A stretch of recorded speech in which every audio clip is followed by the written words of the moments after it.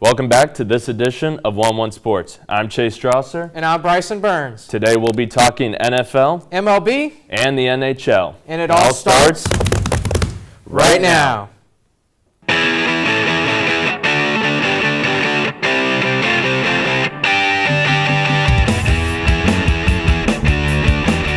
Let's get things started with the quick hitters. Bryson, to begin, the prime effect has taken over college football. Break it down for me. So, as you said, it took over college football for the first 3 weeks, had a good win over reigning runner-up TCU, had some other solid wins, but then it all came crashing down 2 weekends ago against Oregon. They went into Eugene. They were expecting a big victory. All their players were talking trash before the game to the Oregon players. They scuffed the midfield logo in the stadium as well. And what happens? They end up losing 42-6. It was 35-0 at halftime. Colorado was held to under 200 yards. Oregon had 7 sacks on the day. That offensive line for Colorado looked like Swiss cheese.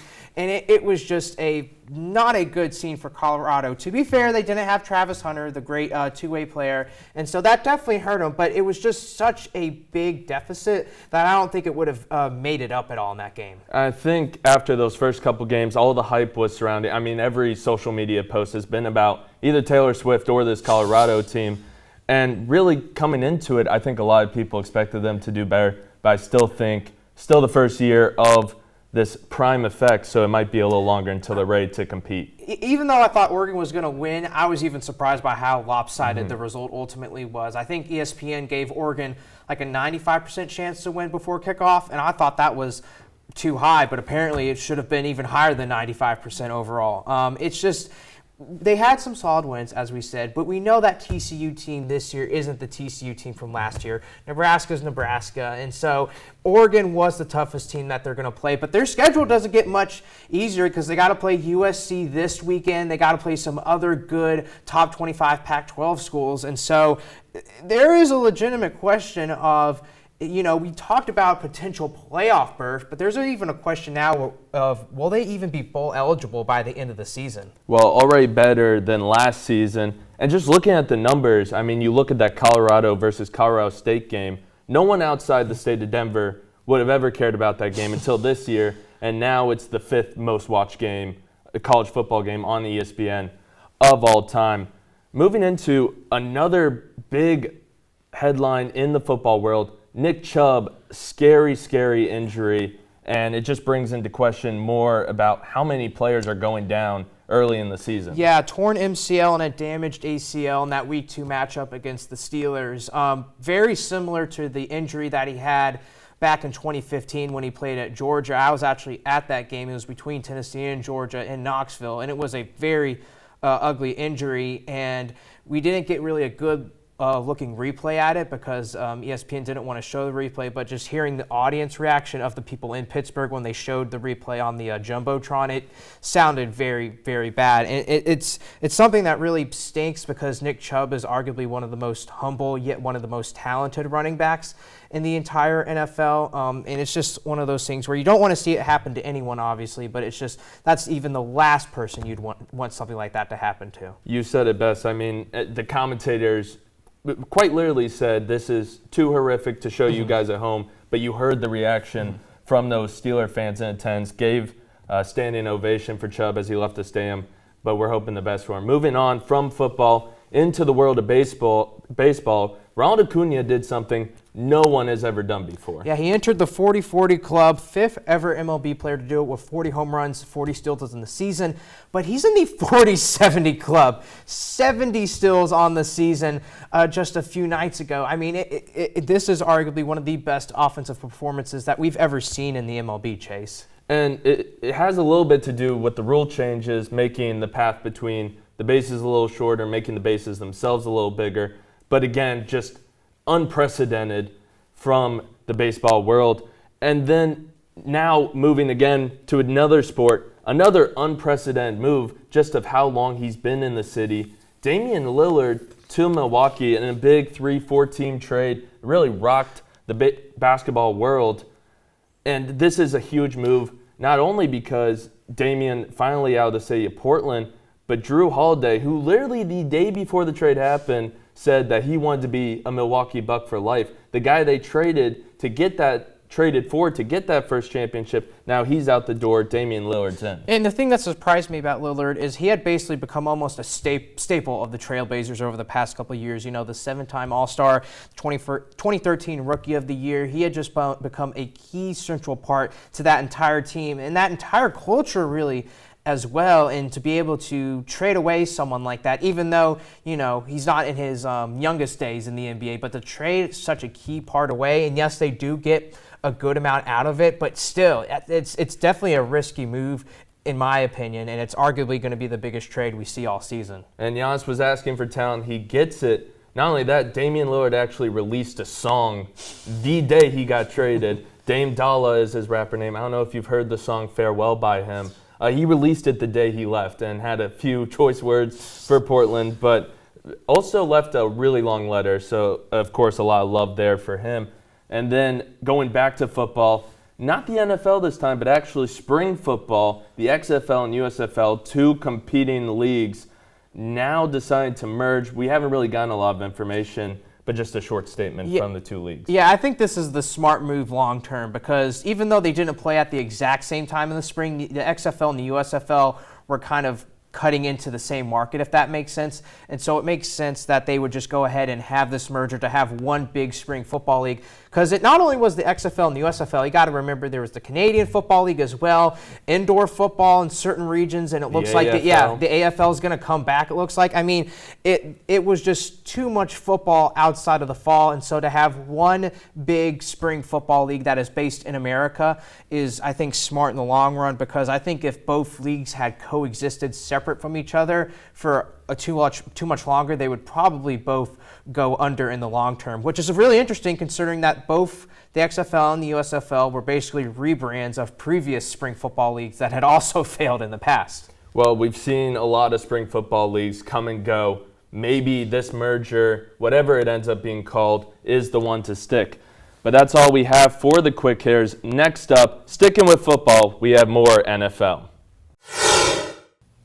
And we welcome you back into One-on-One Sports, everyone. And we're going to talk about some NFL football with Scott Katz and Jesse Gordon. And Scott, I have to ask you, who is the biggest disappointment so far this year? To me, it's without a question the New York Jets. I mean, you go into the year, and it's Super Bowl expectations. It's essentially Super Bowl or bust. You bring in Aaron Rodgers. Is it his fault that 4 plays into the season he's done for the year? No, not at all. But at the same time, you now have, in my opinion, the worst starting quarterback in the league, in Zach Wilson, running this offense. It's week 3? We're going into week 4. We've already seen the culture implode already. Tensions are rising in that locker room. Robert Saleh, head coach, and Joe Douglas, general manager, they got some work on their plates. I think they need to go out and get Kirk Cousins, and I think that's the only option at this point. You got to salvage the season, because you can't have another year of this incredible defense. Your rookie contract's running out on Sauce Gardner, a bunch of other players on that defense. You got to start winning. Well, Scott, I do agree with you about Zach Wilson being the worst quarterback in the NFL, but I will say this. It has to be the Denver Broncos. I mean, when we look at this New York Jets team, their season ended 4 plays into the first drive of the season. They are performing exactly how you would expect the New York Jets to perform with Zach Wilson as their starting quarterback. But let's get into the Denver Broncos. You bring in Russell Wilson, who is arguably at his prime, a top 5 quarterback in the NFL. Obviously, Nathaniel Hackett didn't work out. Ironically, he's on the Jets now. But you bring in Sean Payton, you trade a first-round pick for him, and this team is underperforming. If I was them, I would just tank for Caleb Love. But, I mean, you look at Russell Wilson and Sean Payton and this marriage they have between them. I see a lot of similarities between Russell Wilson and Sean Payton's former quarterback, Drew Brees. And arguably, he's a better QB in his prime than Drew Brees. He's more mobile. He has the ability to extend plays. And right now, the Broncos are just not getting it done. So the problem with tanking for Caleb Williams is they don't have their first-round pick anymore. That is true. They traded it for Sean Payton. They should tank for a decent second or third round quarterback who could probably play a lot better than Russell Wilson right now. You give rookie quarterbacks a lot of credit. I don't think a lot of them are that good. We'll get into my opinions later on another rookie quarterback that is exceeding. But the New York Jets have to be the biggest disappointment. You went into this season with Super Bowl expectations. It's essentially Super Bowl bust, trading what's now a second-round pick for Aaron Rodgers because the first-round pick will stay with the Jets as he will play 1% of snaps. Is that what it's going to end up being? I will say this, though. The Jets are irrelevant now. Their season is over. It's salvageable. They put all of their eggs. Go get Kirk Cousins. They put all of their eggs in one basket. That man's name was Aaron Rodgers. He's gone. Zach Wilson is in. The Jets are going. Zach Wilson, the Jets are going to be a 5-12 team, and that's that. Their season's over. They're irrelevant. The Broncos are the biggest disappointment. No, because Aaron Rodgers is hurt. That's not his fault. He's done. The Jets are over. Okay, but so what the Broncos going into this year? Would you know what their win total was? You know what you would kind of expected them to kind of do? I think 6, 7 games. 6 wins, 6, 7 wins. 6 wins. Probably gonna hit 6 or 7 wins. I don't know about that. They're gonna beat the Chicago Bears this Sunday. You would hope. That's about it. That's gonna be the worst game of the entire NFL season. All right. So next topic we have the biggest surprise player of this season. Jesse, who you have? You know, Bryson, I got to go with Jordan Love. You know, I was nervous at first about Jordan Love because this narrative is very similar to what we saw with Trey Lance. The organization trades up to draft him. He sits behind a really talented quarterback, and we saw firsthand with Trey Lance how that played out. He's now a Dallas Cowboy, but with Jordan Love, I like that there's been no drama with Green Bay. Yes, they have lost 2 games. I understand the Lions lost, the Falcons lost, shout out Caden Strickland, but that was embarrassing. But this team is 2-2. They're exactly where they need to be. The Vikings are underperforming in the NFC North, so I really like the Packers and the Lions, and we'll see what they can do. You think the Packers can take that division? I do. Wow. I like Aaron Jones. I like the young receivers they have. They have a good defense. Matt LaFleur has proven that he can coach without Aaron Rodgers. Look, I love Dan Campbell. I love, biting people's kneecaps and all of that he said last season, but I really like the Green Bay Packers coming out of that division. Scott, I'm going to have to disagree there. Of course you will. We'll start with my biggest surprising player. Who is Puka Nacua? Who is this guy? Late 5th round pick, the second last pick in the 5th round for the Rams. Just some other receiver that Matt Stafford has turned into somebody. He did it with Golden Tate, Marvin Jones. Kenny Golladay robbed the Giants of $68 Don't even bring up Kenny Golladay. You know how I feel about that. Do not rub salt in that wound. Even Tutu Atwell as well. I mean, Matt Stafford has made a career turning these receivers into somebodies that don't have business being Pro Bowlers. Kenny Golladay was a Pro Bowl receiver, guys. And then he came to New York and played terribly, and now we're paying him $20 million a year for playing no minutes. But that's a conversation for another day. Back to Puka Nacua. So in my fantasy league, a dynasty league no less, friend Carson picks him up out of nowhere, starts him week 1. I text him, I say, who is this guy? He starts in week 1, he puts up like 30 points. And he's like, oh, some TikTok guy told me to. I'm like, when do these TikTok guys get it right? Right? I mean, who is Puka Nacua? He's some 5th round nobody that's leading the league in receptions. I think he's 2nd in receptions. Yeah, he had 170 yards last game, so I will give you that. But I still like Jordan Love. After everything he's been through, he finally has a chance to prove himself, and he's putting up good numbers. He's accurate with the football. He's not turning it over. I think this Packers team will find their stride deeper in the season, and I think they'll be right there with the Lions. I don't know. I think Puka Nacua, Devontae Smith, Zay Flowers, Jordan Addison, Tutu Atwell as well. They're all these small receivers. They're coming into the league. They're saying the scouting report is these guys are too small. Devontae Smith won a Heisman. He's the 3rd receiver off the board in that class, 10th overall, because he's too small. That narrative doesn't work anymore. We're seeing these guys dominate the league. Devontae Smith is the top 10 receiver probably. Puka Nacua is what? The 3rd scoring fantasy receiver? Who is this guy? I can't argue with you there, Scott. You know I love a good underdog story, especially at the receiver position. Yeah, I'll give you that one. All right, so we'll go ahead and go to our final topic. Y'all both have been breathing some fire, bringing the heat today. And so I have to ask, first you, Scott, what is your hot take? The hottest takes that will burn down the building.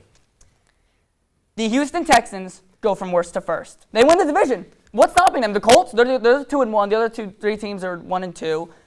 The Colts aren't stopping them. I'm an Eagles fan, obviously. Shane Steichen, I think he's doing a great job there. Anthony Richardson is not getting it done. He also doesn't have a body anymore. He's taking too many hits. I'm buying into this. C.J. Stroud is the best quarterback of this class already by far. Will Anderson's been playing great. Tank Dell is another small receiver who's coming into the league and proving everyone wrong. I'm buying into the culture that DeMeco Ryans has put in place. I really want to You know what, Scott, I'll give you that, but I have to say I really like the Jacksonville Jaguars. One thing that does surprise me about the Colts or worries me is Gardner Minshew's been playing really good football recently. And for an organization that traded up to draft Anthony Richardson, I don't know about how they're going to feel. But, my hot take is the Miami Dolphins are winning the Super Bowl. Tua Tagovailoa has been playing incredible football. I mean, we saw what happened against the Broncos. 6-0 last year, right? 5-1, 6-1. As long as he can stay healthy, and with everything I've seen this offseason with the jiu-jitsu, I think he did ballet, with all of the strength and core work, as long as he can stay upright, I really like the Miami Dolphins coming out of the AFC and winning the Super Bowl. They have the utmost talent on the offensive end. They have a good defense. They have a passionate head coach who can really coach when it matters most. I really like the Miami Dolphins coming out on top. From a schematic standpoint, I don't see it. They still run 20% of their plays out of the burst motion. You got to be able to stop it. And it's worked for them so far. They're one of the only 3 teams that are 3-0. Who are the 3 teams they've played? That's a good point, but still, that's More a good point. importantly, who are the 3 defensive coordinators they've played? That is a good point, but look, the Jets are gone. The Bills aren't having the season we expected them to have. The Patriots are kind of in a down year. I really think it's going to come down to the Miami Dolphins and the Buffalo Bills, and at the end of the day, I think the Dolphins. So did we forget about the Chiefs? Did we forget about the Chiefs? I think the Dolphins get past the Chiefs in the AFC Championship. Yep, I think it's time for Patrick Mahomes. I think it's time. All right, gentlemen, I'm sorry. I'll have to cut you off there. Very good discussion here of Jesse Gordon and Scott Katz talking about some NFL football. But when we come back, we'll go ahead and have some MLB baseball up next here on 101 Sports. With the MLB season wrapping up, we're going to recap our season. We've got fellow analysts Jacob Blank and Nick Churchilla with us. We're going to start with our biggest disappointment teams. For me, it's got to be the Padres. The San Diego Padres coming into this season with the second biggest payroll in sports. Some might say the best first 4 in a lineup, with Tatis coming back after his suspension, and you've got Soto, the new addition of Xander Bogaerts, and you've got Manny Machado, and they absolutely disappointed. They're 9 games out of the wild card and have been eliminated already, and couldn't produce at all. I think the biggest disappointment is going to be the one with the biggest payroll, the New York Mets. Steve Cohen threw money in the offseason, got Verlander. It was supposed to be a 1-2 punch with Verlander and Scherzer, and they ended up with Kodai Senga. He is one of the few bright spots on the Mets teams, but he is one of the only players performing right now. And they won 101 games last year. They have 74 wins right now. It is not looking good for them at all. Mm-hmm. Unfortunately, as a Yankee fan, it's got to be the Yankees. 3rd highest payroll in the MLB, won 99 games last year. Aaron Judge had 62 home runs. He got hurt to start the season. It was pretty awful from the start, practically. After he ran into the fence against the Dodgers. Their pitching has all been hurt. We had to turn Michael King into a spot starter, which he's not somebody who really should be in that role in general. Domingo Germán threw a perfect game, but now he's no longer with the team after he's treating his issue. And then Luis Severino, at one point in the season, he looked like batting practice to me. It was bad. The Yankees, they were supposed to be like World Series contenders, but can you really call them the biggest disappointment when they were still over 500, as opposed to the Mets and the Padres? Over 500 as of 2 weeks ago. I think the only bright spot on the Yankees is Garrett Cole. Might win another Cy Young.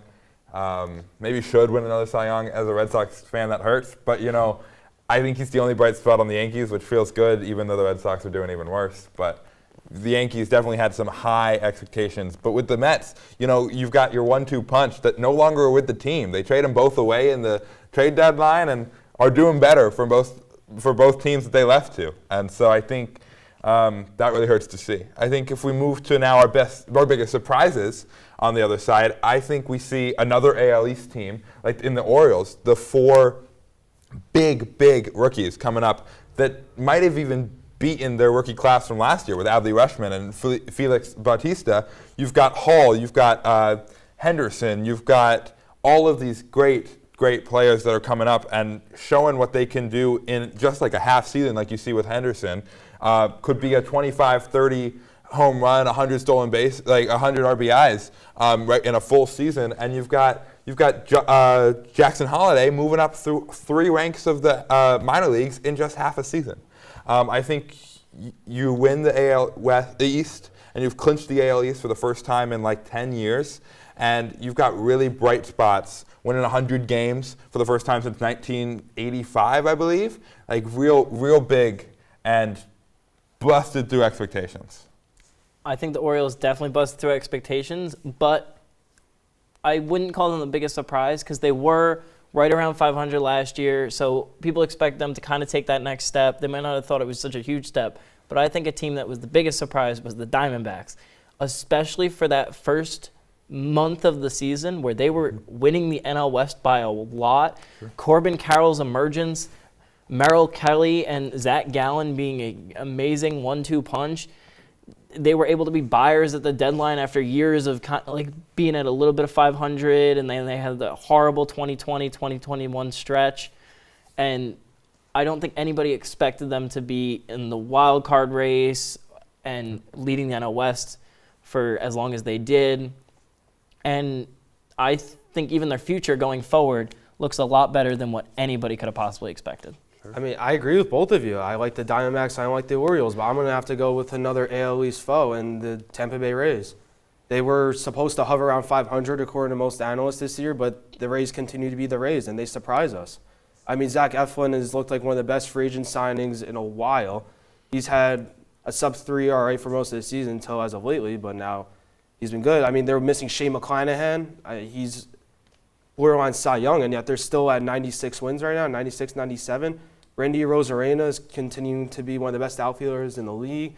Yandy Diaz has turned into an AL MVP finalist. They lost Wander Franco, but it really hasn't changed much with the organization. I still think that they're good, that they are one of the biggest surprises.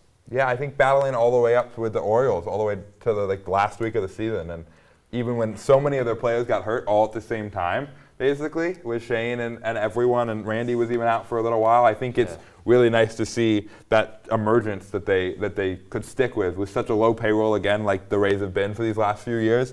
And with the Diamondbacks, I think Corbin Carroll being in the MVP race as a rookie for a little while was really, really exciting to see. He was absolutely demolishing. Now with Acuna's 40-70 and Mookie Betts doing what he did, like sure he fell off a little bit, but Corbin Carroll, I think, really led that emergence that was the Diamondbacks. 100%. He is going to be the face of the Diamondbacks for years to come. Absolutely. And that. Yeah, I think the other fun thing that we're talking about right now is the AL West, and they're down to the last week of the season, and any team could still win. You've got 3 games left between the Rangers and the Mariners, with 3 games separating them. If Mariners take them all, they've tied them. And I think, and with the Mariners only a game back, I think I've got to leech on to the funness that's not really a word, but you know what I mean, like the excitingness that is the Mariners. After last season making the playoffs for the first time since 2001 and winning a game, I should say, and Julio Rodriguez going, and I think the Mariners have got a real shot to keep winning like they have in this last stretch. I think the Mariners are an amazingly fun team, but looking back at their history, there is a reason they haven't been back in the playoffs since 2001 before last year, and it's because they constantly choke in the end. And they are in the perfect opportunity to set up a way for them to choke in the end and make way for the Astros, because it would be a very Mariners season to take 2 out of 3 against the Rangers and then let the Astros take the tiebreaker against the Rangers and win the AL West. I mean, that could be the case, but the Texas Rangers, I mean, they're up by about 2 games right now. They look like they're going to run away with it. I mean, that 1-2 punch of Simeon and Seager could end up winning the MVP, but I mean, Shohei's probably won it even after playing 130 games. I mean, you have Adolis Garcia, possibly Rookie of the Year, and Josh Young. The pitching is still pretty good with Eovaldi and Martin Perez. I mean, they're still a very good team, and I think that team, if so make the playoffs, they can make a very deep run in that American League. Absolutely. I think we just got to watch to see if Aroldis Chapman in their relief pitching doesn't throw it away. yeah, so now next up, we're going to throw it all over to NHL. We're a little under 2 weeks from the NHL season. Right now it's preseason, but we got our two analysts, Harry Haber and Ethan Potash, to talk a little hockey with us. Harry, to get us started, let's talk about Cup favorites very early, but who you got? Yeah, I think the season's going to be a very competitive one. There's a lot of good teams. The Golden Knights getting their first Cup in franchise history. But I'm going to go with the Edmonton Oilers because of two words. Connor McDavid. He is legendary. He's definitely going to be a Hall of Famer. 4-time NHL first team, 3-time Hart Memorial Trophy winner, which is the MVP in hockey. League's leading goal scorer just last season, 2023. So I think he's going to be that, star on the team. He deserves the Cup. I think he's going to drive them, and I think they're going to do great. They also made some good free agent signings. Connor Brown signed in the first day of free agency. He had double-digit goals the last 3 seasons. Ryan Nugent-Hopkins, he's also amazing. Played in all 82 games last year for them, so he's a rock. They have some good goaltending. Stuart Skinner with 275 goals against average, which is very good. And I just can't really see anyone challenging them too much in the playoffs to where they're not going to be victorious. Yeah, Harry, it's definitely tough to argue against McDavid and Draisaitl, but we've seen them fall in the playoffs the last couple of years. Bad goaltending has done them in. They have some questions surrounding their defensive depth. I'm going to take the Dallas Stars. I look at them, I really don't see a hole in this team. I mean, their only potential questions are they have a couple young defensemen, and then Ottinger wasn't great in the playoffs last year, but the year before that, he had one of the best playoff runs of all time. Even though it was only 7 games, he almost single-handedly beat Calgary. And, I mean, yeah, there's no holes in this team. You look up and down their lineup. They were in the finals not too long ago. They were in the 2020 bubble finals. They still have a lot of guys from that bubble team that are still here. Jamie Benn's still here. Sagan's still here. Rupe Hintz is still here.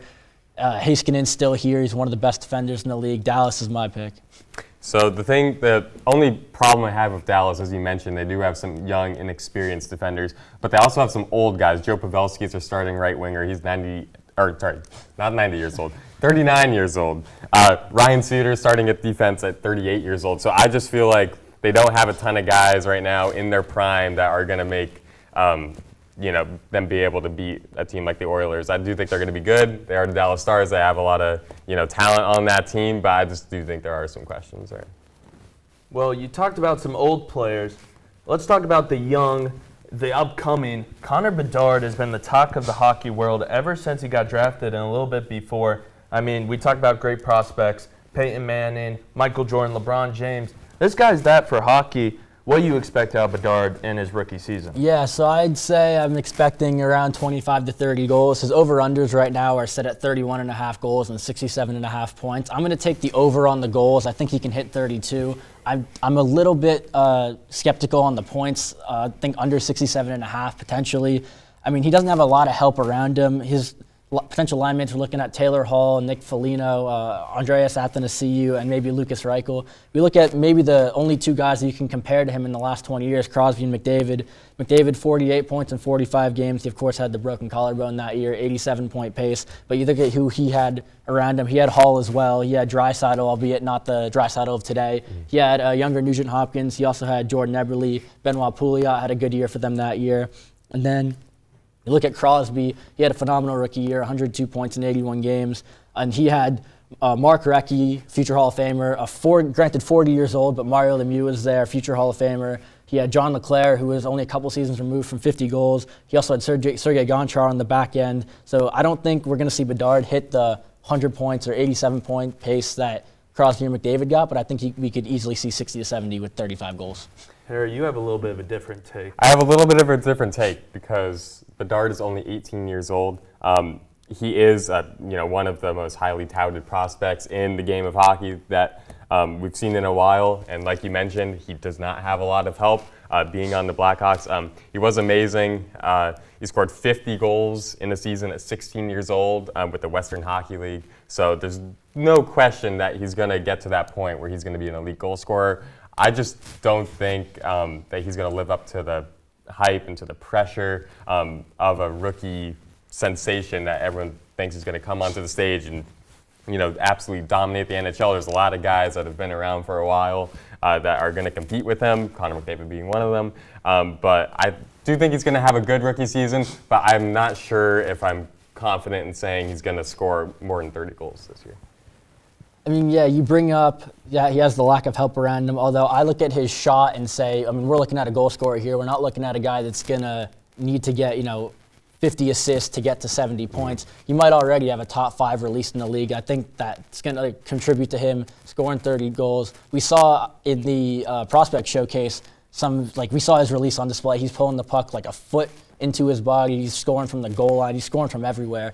And that release is why I'm saying 35 goals potentially. I think 31.5, 32 is a reasonable expectation. All right, well, we talked Cup favorites. We talked the young superstar or potential superstar, Harry. Now let's talk overrated teams. Coming in, there's a lot of teams with expectations. Who do you think is not going to exactly rise up to those? My overrated team is the New Jersey Devils. I just do not see them being able to live up to the hype. They have the 4th best odds to win the Cup right now. And what I've learned is that you cannot win the Cup without a strong goaltending core. They have goalie problems. They had goalie problems last year in the playoffs, which is what got them knocked out in the second round. Vitek Vanacek, 4.64 goals against average. I just don't see them being able to. Yes, you do have Jack Hughes, Luke Hughes. You do have that combo. They don't have a ton of depth other than their first line, maybe their second line. So I just don't see them being one of those top favorites. I think people are going a little bit too. They're favoriting them too much. Is what I'm trying to say. I'm hearing a few scoffs from this side, so I'll let you take it away. Well, yeah, but Harry, didn't your team, the Avalanche, win 2 years ago with Darcy Kemper as their goalie? I mean, he's a good goalie. I'll give it that to him, but he's not an elite goalie. And leading right into that, I think Colorado, we need to pump the brakes a bit. They have some major question marks about their depth. I mean, that's what did them in versus Seattle. It was death by a million cuts. In the first round versus Seattle last year, they only had 9 different goal scorers. Seattle had 15. This offseason, with the guys that came in and went out, they had a net loss of 18 goals over 82 games. They already didn't have great depth. They're going to rely on Jonathan Drouin, who had 2 goals last year, to play on their first line. I know he played with McKinnon in Halifax 10 years ago. That was 10 years ago. Jonathan Drouin is not the guy he was in junior. He's not the 3rd overall pick that we all thought he was going to end up being.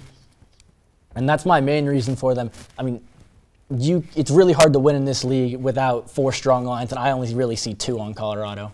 I do kind of agree that Colorado should have made more moves in the offseason to acquire more depth, because that is kind of what shorted us this year in the playoffs. Very unfortunate with injuries, however, and I think with a healthy team, you still have the core, Mikko Rantanen, Cale Makar, Nathan McKinnon. Landeskog right now was out all of last year. I know he's supposed to be all out this year, but he's our captain. If he can make a comeback for the playoffs, I think Colorado's going to be just fine. It's going to be an interesting year for sure. Definitely not as dominant as they were, 2 years ago when we did win. But yeah. Yeah, I think Colorado is still definitely a safe playoff team, especially in that Central Division where it really drops off after the top 3 of them, Dallas and Minnesota. But I don't see them winning the Cup. They have pretty high odds. I'd have them losing the second round if I had to pick right now. But yeah, I mean, this is not the same Cup team we saw 2 years ago. Sadly, that's all the time we have for NHL, but plenty to talk about once the season gets going here in a couple weeks. That's all for this segment. Next up, we'll wrap things up in the outro. Thank you for watching this edition of 1-1 Sports. Make sure you subscribe to us on YouTube so you don't miss our next episode. And make sure to follow us on Instagram for all other updates. And until next time, whose side are you on? All right, I'm going to get a good throw. Oh, yeah. Oh, I almost hit Max. That's good.